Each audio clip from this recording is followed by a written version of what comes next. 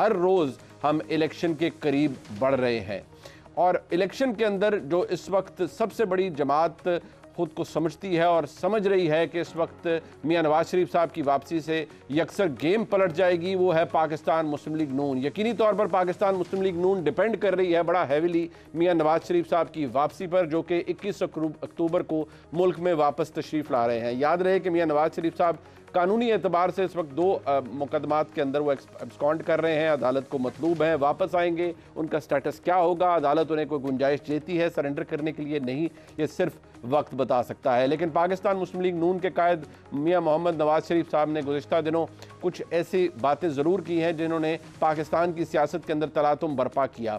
तलातुम सियासत से ज़्यादा उनकी अपनी जमात के अंदर बर्पा हो गया और मियां शहबाज शरीफ साहब, जिनके बारे में ये फरमाया जाता है कि वो एक आम दोबारा मुशावरत के लिए वापस इंग्लैंड गए।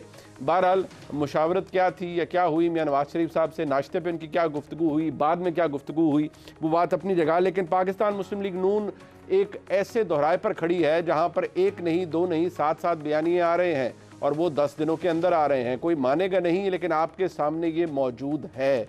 खुद मियां नवाज शरीफ साहब पार्टी के कायद हैं और पूरी मुस्लिम लीग नून के अंदर अगर देखा जाए तो मुस्लिम लीग नून कनेक्ट ही मियां नवाज शरीफ साहब से करती है, या अगर उसके बाद कोई रिफ्लेक्शन नज़र आता है तो वो उनकी साहबजादी मरियम नवाज शरीफ साहिबा में है।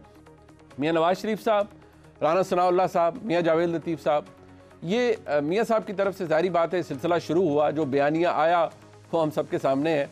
मियां साहब ने क्या फरमाया, फिर राना सनाउल्लाह साहब ने क्या फरमाया, मियां जावेद लतीफ़ साहब ने क्या फरमाया, और उसके बाद ये सिलसिला चलता रहा। यानी कि आपको एक के बाद एक बयानिया, एक के बाद एक बयानिया, ये सब कुछ इसी मुल्क में इसी सियासी जमात की तरफ से दिया गया। मियां साहब सबसे पहले खुद क्या फरमा रहे थे, सुनिए।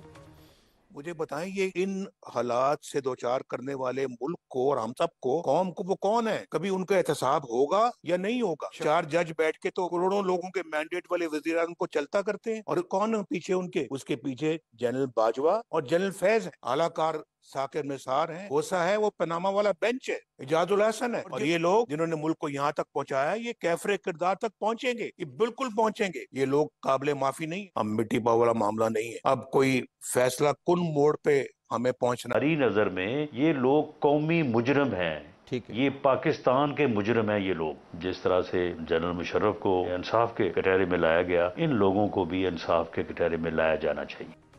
मियां साहब फरमाते हैं मिट्टी पाव से काम नहीं चलेगा, अब कुछ होना होगा, ये फैसला कुन मोड़ है। मियां जावेद लतीफ़ साहब उन 5 किरदारों का जिक्र करते हैं। राना सनाउल्लाह साहब आपके सामने कहते हैं कि ये कौमी मुजरिम है। फिर राना सनाउल्लाह साहब को ख्याल आता है अगले ही प्रोग्राम में कि कुछ मामला फ़र्क है। क्या फरमा रहे हैं? हमारा बयानिया आम आदमी की मुश्किलात से हट कर नहीं हो सकता। ताज्जुब की बात है, ये पहले भी पूरी मुस्लिम लीग नून, खासतौर पर मियां नवाज शरीफ साहब को इस बात का बखूबी इल्म है, फिर भी उन्होंने बात एहतसाब की ज़रूर कीजिए, असूली बात भी कीजिए, लेकिन अवाम के मसाइल शायद एहतसाब से ज़्यादा है, उनका मसला कुछ और है, ये बात सब जानते हैं। मियां जावेद लतीफ़ साहब का तीसरा बयानिया, और ये भी मुस्लिम लीग नून का बयानिया है। इसलिए मैं कहता हूँ कि मियां नवाज शरीफ साहब के बयानिए के हवाले से खुद राना सनाउल्लाह साहब ने कहा कि ये पार्टी पॉलिसी नहीं है। अरे भाई, अगर पार्टी का कायद पार्टी पॉलिसी नहीं देगा तो फिर पार्टी पॉलिसी कौन देगा? यानी मियां नवाज शरीफ के बाद और कौन सी शख्सियत है जो कि मियां नवाज शरीफ के बयानिए को रद्द कर सकती है?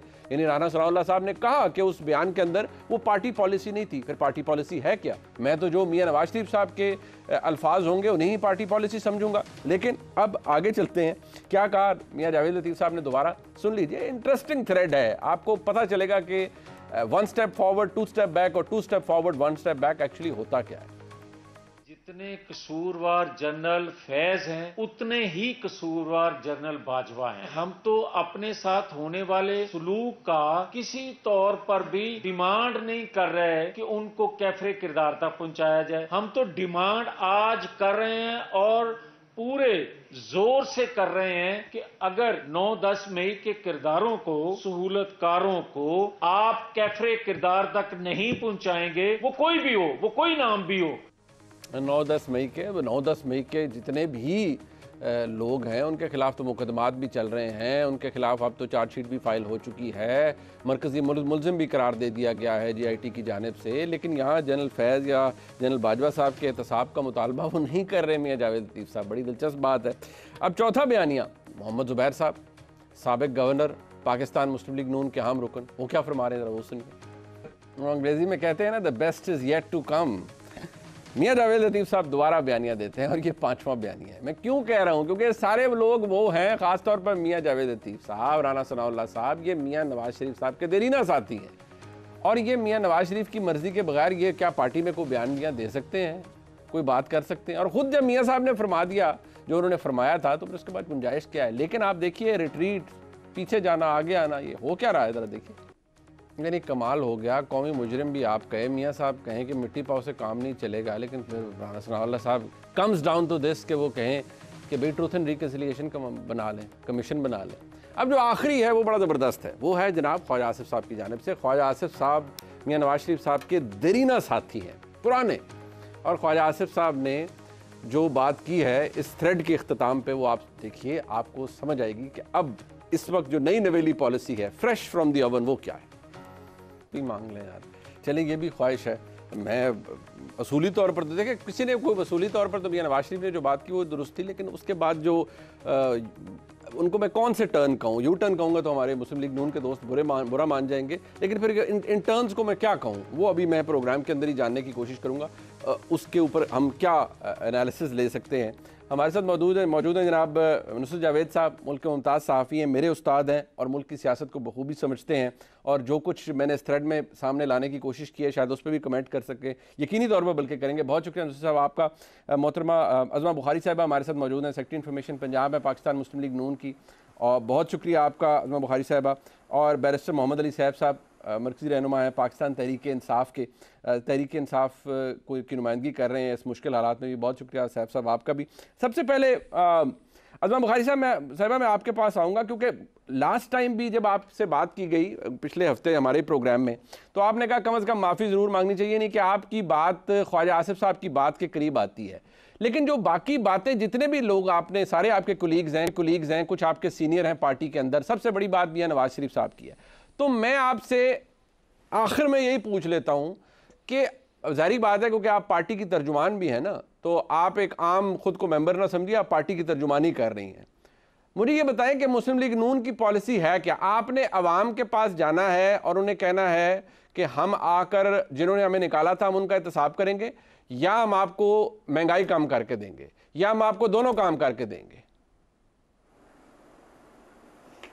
बहुत शुक्रिया मुनीब साहब, जितना लंबा आपका इंट्रो था उसके बाद आपने एक और जो है वो सवाल भी कर दिया, इसकी ज़रूरत नहीं थी, क्योंकि पहले तो मैं आपके इंट्रो पे ही बात करना चाहती हूँ। ज़रूर। पहली तो गुजारिश ये है कि बयानिया क्या होता है? बयानिया वो होता है जो पार्टी की लाइन होती है, वो कौन देता है? वो पार्टी का कायद देता है, और उसी को सारी पार्टी को टो करना होता है। मेरी गुजारिश ये है कि उस दिन जो 18 सितंबर को पंजाब के MPs MNAs की मीटिंग में मियां साहब जब पाकिस्तान के लोगों को की सफरिंग्स की, मुश्किलात की बात कर रहे थे, और मुश्किलात की बात करते करते उन्होंने किरदारों का जिक्र किया जिनकी वजह से 2017 में जो फिगर्स हैं, मुझे बार बार वो दोहराने की जरूरत नहीं होनी चाहिए, लेकिन जो GDP जो है 6.1 के ऊपर था, जो महंगाई 3% थी, जो पाकिस्तान के लोग आज भी इस बात के शाहिद हैं और गवाह हैं कि उनकी जिंदगियां आसान थी, और लेकिन यह है कि तब तक भी 2014 की वो धरने से लेकर 2017 तक जो है वो तमाम तर मसाइल के बावजूद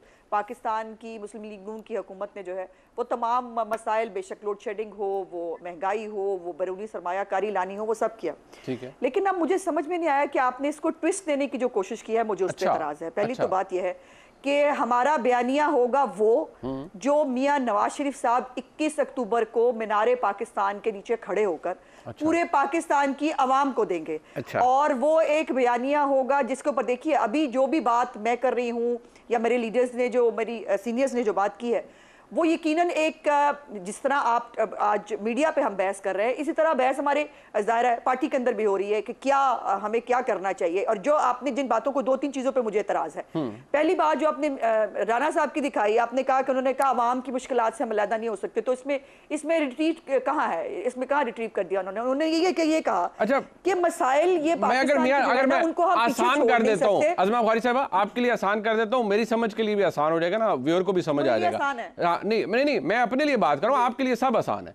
बात यह है कि मियां नवाज शरीफ साहब जब गुफ्तगू फरमा रहे थे 18 को, आपने कहा कि वो पार्टी के वर्कर या MP साहबान या एस्पिरेंट जिससे भी बात कर रहे थे क्या वो पहले अनाउंस होता है कि ये अभी बात मियां साहब जनरल कर रहे हैं, पार्टी पॉलिसी बात क्या है कि इसको पार्टी पॉलिसी मत समझा जाए? ये कोई तीसरे चौथी फर्स्ट ईयर सेकंड ईयर का लीडर करे तो सब बात समझ आती है। मियां नवाज शरीफ साहब की तकरीर, उनके मुंह से निकला हुआ हर लफ्ज पार्टी पॉलिसी है, क्योंकि वो बता रहे हैं कि मिट्टी पाओ पॉलिसी से काम नहीं चलेगा।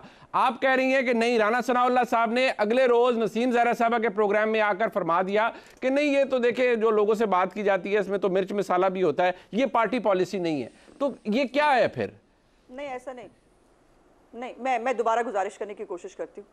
मियां साहब ने जो कहा उनका एक लफ्ज पार्टी पॉलिसी है, इसमें कोई दूसरी राय नहीं। ठीक हो गया। उन्होंने एक जो है मर्ज की तशखीस की है, लेकिन उस मर्ज का इलाज क्या होगा, उस मर्ज का हमें कैसे जो है वो उसकी तरफ जाना है, बेदारों के अंदर से एहतसाब होना चाहिए, ट्रुथ एंड रिकंसिलिएशन जो है वो कोई कमीशन बनना चाहिए, उसका तरीकाकार क्या होगा, यकीनन ये भी वही फैसला फरमाएंगे और वही अनाउंस करेंगे 21 अक्टूबर के जलसे के अंदर। जहां तक ये बात है कि जी आपने जो ये इंप्रेशन बनाया इंट्रो के जरिए कि जी हम जो है वो हम रिट्रीट कर रहे हैं, आगे पीछे हो रहा है, इसको यू टर्न नहीं कहते, कतई तौर पर ऐसा नहीं है। पाकिस्तान के जो अवाम के मसाइल हैं, प्रॉब्लम यह है कि वो रिलेटेड हैं उस तमाम साजिशों के साथ जो महल्लाती साजिशें की जाती हैं।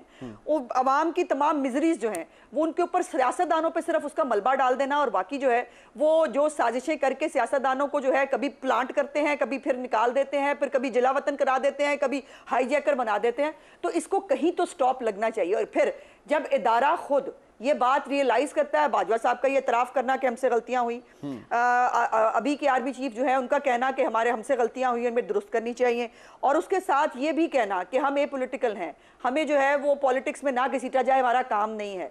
सो ये बहुत अच्छी लाइन है, इसी लाइन को आगे लेके जाना चाहिए। Back to disagree with you. मसला ये है आज़मा बुखारी साहिबा, आप ये फरमा रही हैं यौम शुहदा पर, जिसे आप कौमी मुजरिम कह रहे हैं जनरल बाजवा साहब को, मौजूदा आर्मी चीफ उन्हें यौम शुहदा पर मदऊ करते हैं, अपने राइट साइड पर बिठाते हैं। दैट इज एनफ सिग्नल कि वो नहीं समझते जो आप समझते हैं।